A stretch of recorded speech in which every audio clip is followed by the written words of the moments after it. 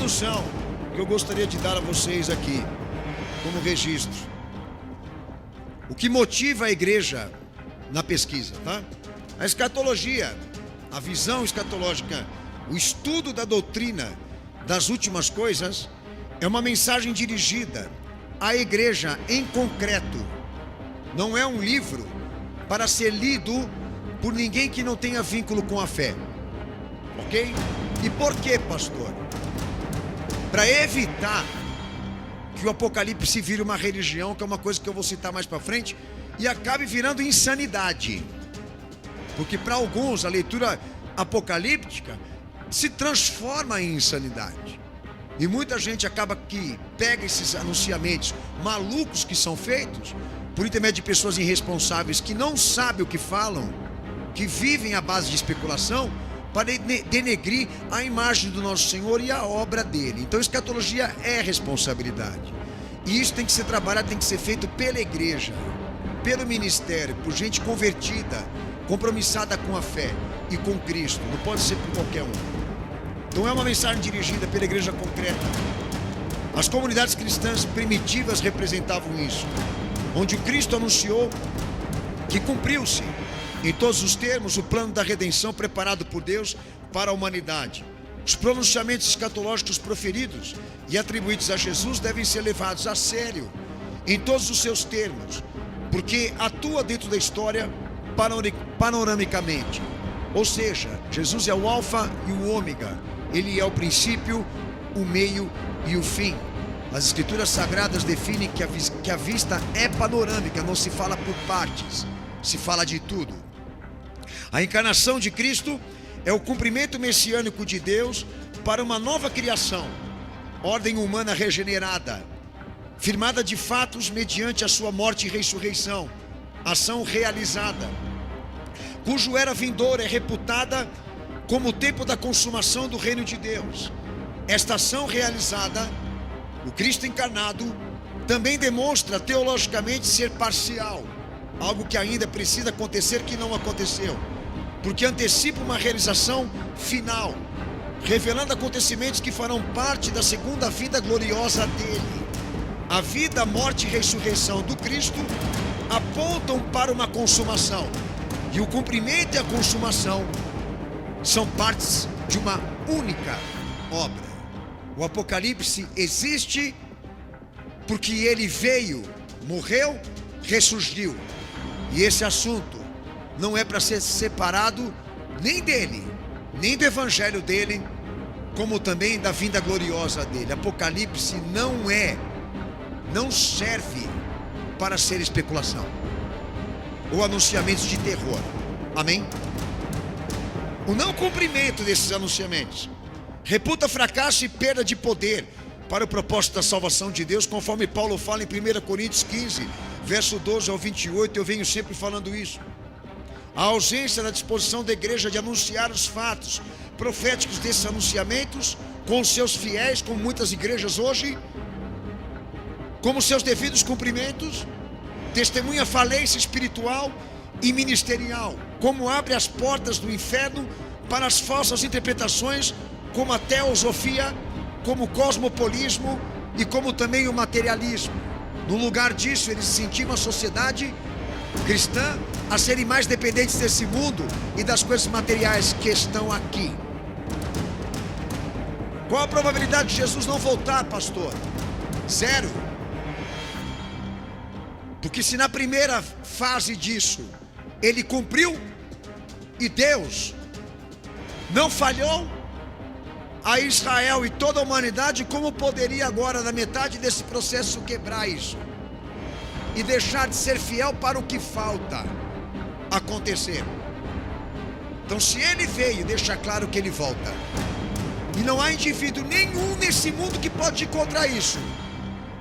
A escatologia, ela é evangelho. Escatologia não é o pensamento de um discípulo, de um apóstolo preso numa cadeia no meio do mar ou do oceano. A escatologia é uma mensagem de Cristo à igreja, para que ela tenha compreensão, entendimento científico e doutrinário de quando ele volta. Por isso confiou à igreja essa mensagem. E quando ela deixa de pregar, ela deixa de falar, quando ela se ausenta de tratar esses assuntos, com responsabilidade, ela dá prova de que ela é falida e de que ela está comprometida pelo sistema.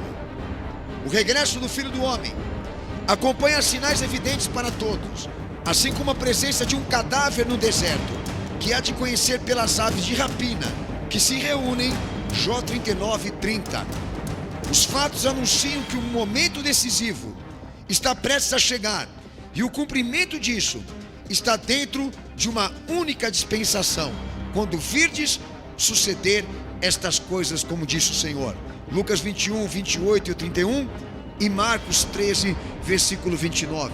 São sinais que devem ser contemplados, são sinais que devem ser compreendidos, discernidos, entendidos pela igreja como contemplados por toda a sociedade. Aonde está a carniça, estão os abutres, e quando a carniça está exposta, os abutres avisam. Assim também será a vinda dele e os sinais que ele profetizou, ou seja, todos os sinais precisam se cumprir. Segundo ele, nada do que ele disse vai ficar sem consumação. O conteúdo dessas revelações não pode estar limitado ou ser tratado por problemas apocalípticos, porque está alinhado ao Evangelho e não a problemas do mundo. O que interpreta as ações significativas desses acontecimentos é a constante esperança da consumação gloriosa de homens que experimentaram o poder transformador do Cristo ressurreto e aguardam entrar no reino absoluto celestial pela vinda do Cristo glorificado, diferente daqueles cujo motivo é continuar a velha época, ou dos que perfazem a expectativa de participar de uma grande tribulação. O pensamento teológico liberal, essa perversidade, desenvolveu dentro das igrejas, em círculos sectários, conceitos de que o reino de Deus assumiu um lugar significativo e positivo na vida desse mundo, coisa que Jesus nunca ensinou. Eles estão ensinando esta compreensão dualista sobre o reino de Deus. Distingue-se por conceito social sobre o reino, que põe ênfase sobre a significação visível e social do reino de Deus. Esses conceitos são vistos em alguns escritores malignos, como o radicalismo social de Tolstói, a interpretação social religiosa de Kötter e Hagas na Suíça, como de outros escritores, Evangelho Social da América do Norte. A vida do reino consiste nessas concepções, segundo eles, uma marcha por uma frente de justiça e desenvolvimento comunal. A paz, o amor e a justiça para eles se trata de uma nova orientação escatológica radical do progresso, que podem ser colocados historicamente dentro de 3 pilares interpretativos, que assassinam a escatologia do nosso Senhor,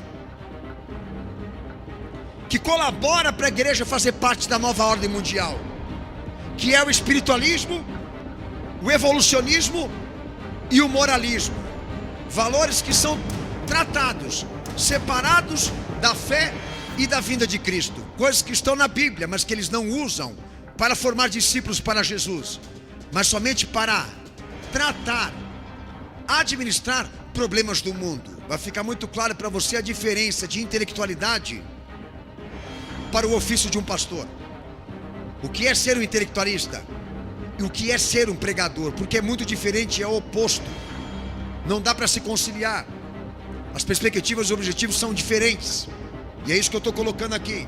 O pensamento teológico liberal é uma serpente que está dentro da igreja, manipulando a educação cristã e fermentando dentro da igreja conceitos que vão colaborar para que a ordem mundial chegue mais rápido e afete pessoas que infelizmente estão influenciadas e seduzidas pelo falso evangelho. O evangelho, que é a ação realizada do Cristo, implica consumação. Chama e invoca isso, ele vem para arrebatar a igreja. E os pronunciamentos escatológicos devem ser interpretados pela igreja de maneira como ele fez, com visão redentiva, não socioeconômica, nem sociopolítica. Nós não somos filósofos, nós não somos intelectuais, nós somos pregadores da palavra. O conteúdo da fé é Cristo. O evangelho foi escrito por ele, não foi escrito pela igreja. Então são essas arbitrariedades que eu vou citar aqui que fez a igreja ser hoje o que ela é. Uma prostituta que serve a idealismos. Uma prostituta espiritual que se vende ou vende a sua consciência cristã para defender interesses espúrios que não tem caráter e não tem conteúdo cristão. Se você quer saber por que as igrejas se tornaram o que estão hoje, em tempos contemporâneos, veja isso. O cumprimento das profecias bíblicas, segundo o discurso do Cristo, não se aplica, primeiro, a um forte tom moral, como os moralistas e puritanos fazem, moral sem fé. Tá? Silas Malafaia, por exemplo, que é um percursor desse movimento, já discursou em audiência pública, defendendo a moralidade numa sociedade, sem mencionar a fé cristocêntrica, combatendo temas de ideologia de gênero, casamento gay, como se a única coisa importante para a sociedade e para a igreja fosse ser macho. E deixando de falar para a sociedade que o que condena o homem não é o fator do que ele transgride, no fator moral do que ele transgride, mas da fé e da crença em Jesus que ele não tem. Porque mesmo que ele seja macho e ele não tenha a fé ou a sujeição em Cristo, ele vai ser condenado. E ele não fala isso quando trata com moralidade, fazendo a sociedade ficar ainda mais revoltada e não entendendo o porquê. Outra tendência, a urgência ética pelo tom social do marxismo cristão. A maldita teologia da libertação que vem do catolicismo, que deu à ONU uma rede de igrejas evangélicas ao seu dispor, que chama Rede de Miqueias. Uma campanha chamada Campanha de Miqueias, que hoje agenda toda uma comunidade global de cristãos no mundo todo e de igrejas compromissados à missão integral. Notem os senhores que quando eu falo missão integral, eu não me refiro aqui missão evangelística. A missão integral da qual me refiro aqui, que é a teologia da libertação, ela se refere ao Pacto de Lausanne, um acordo firmado entre a Igreja Católica Apostólica Romana e demais igrejas evangélicas, que agregam comunidades de base como SEBS, como o CLAI, que infectaram a América Latina com esse pensamento, ou com estes agentes infiltrados de uma fraternidade intelectual, para que o biblicionismo e o protestantismo desaparecessem das igrejas. Ed Renekiewicz, como também outras figuras fortes nesse meio, fazem citações como Leonardo Boff como referência sua teológica. Leonardo Boff, que é um dos precursores da teologia da libertação, tá? Há muitos anos esses caras estão dentro da igreja, querendo tratar piedade como fonte de lucro, querendo dizer que piedade é a coisa que mais importa. Eu queria dizer uma coisa para vocês aqui hoje. Aonde está escrito no Evangelho que a piedade é a coisa que mais importa para Jesus? Você não via Jesus com cesta básica na mão, e muito mais andando nas ruas com carros ou caminhões com o logo dele ou com a cara dele para fazer merchandising de piedade. O meu Senhor pregava o Evangelho e atendia com base na experiência da fé. Separado da fé, do Evangelho, a igreja passar a tratar socialmente os problemas das pessoas. Ela vira uma instituição de filantropia pura, ela vira uma instituição política, de visão puramente institucional. E essa visão institucionalista do Evangelho rendeu para a igreja evangélica, eu vou aproveitar para falar desses indivíduos aqui, milhões. Só na era do governo Lula foi uma chuva de ONG dentro da igreja evangélica para receber recursos do Estado. Por isso que Ed Renekiewicz e outra cambada igual a ele acha que a igreja não pode ter dízimo. E eu vou dizer para você porque que ele acha que a igreja não pode ter dízimo ou colaborações. Porque eles não precisam, eles recebem dinheiro do Estado, como a igreja católica recebe dinheiro de narcotraficantes, dinheiro de roubos que o próprio Estado transfere, lavando esses recursos, da qual eles usam em seu próprio benefício. Então é uma visão escrota que eu estou identificando aqui para vocês, mas minha pauta não é me aprofundar. É só para deixar agendado aqui, é para deixar registrado, melhor dizendo, que não faz parte do evangelho puro, esse tipo de ideia. Outra corrente de pensamento espúria, que devemos condenar: o determinismo religioso daqueles que querem transformar o mundo, ambientalismo religioso, teologia da prosperidade.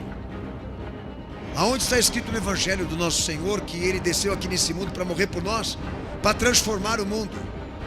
Aonde existe no evangelho dele uma visão que seja gestora, coach?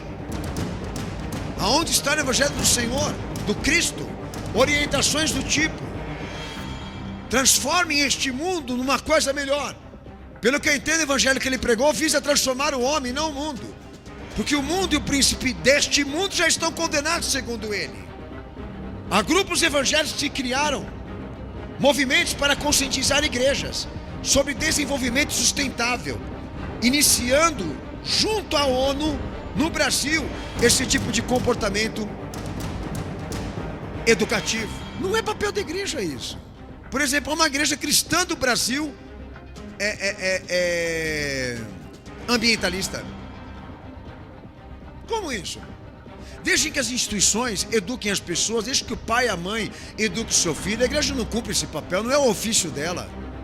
Ensinar os seus membros a como serem pessoas organizadas ou harmonizadas com o ambiente, ou terem essa visão preventiva, né, de recursos naturais. Isso não é papel da igreja, senhores.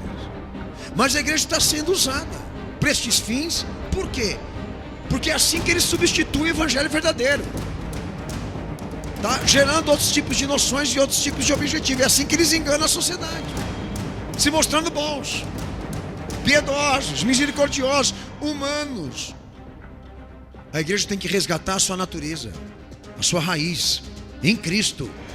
Isso tá uma banalidade e é importante registrar. Inclusive que Ricardo Gondim e outros pastores, agora na pandemia, abriram um templo para receber doentes do coronavírus, para usar como enfermaria, posto avançado de saúde e distribuição de alimentos, inclusive segundo a reportagem da UOL, que vai aparecer para vocês na tela. Eu não tenho nada em ajudar o semelhante. O ambiente da igreja, o ambiente do culto, a igreja em si, ela não cumpre uma agenda global, ela cumpre o protocolo das missões instituídas por Cristo. Isso não está nas diretrizes de que ela ceda o seu ambiente para recolher pessoas ali dentro e acolhê-las debaixo de um tratamento médico, debaixo de um tratamento psiquiátrico. A igreja abriu as portas para pregar o evangelho. Se você quer fazer esse tipo de coisa, abre a porta da tua casa, mas não queira pegar a igreja dele para fazer o que ele não mandou você fazer. A igreja não é uma instituição de homens, a igreja é o corpo de Cristo. Se soa radical para você, ótimo, mas prove para mim que Jesus licencia esse tipo de atividade. E vocês precisam conceituar uma coisa: esses homens não fazem por amor, nada disso, tudo é fonte de renda, de lucro. Pastor, o senhor tem como provar isso? Lógico que eu tenho. Agora, se fosse tudo debaixo do amor solidário, até eu teria aqui cautela de falar.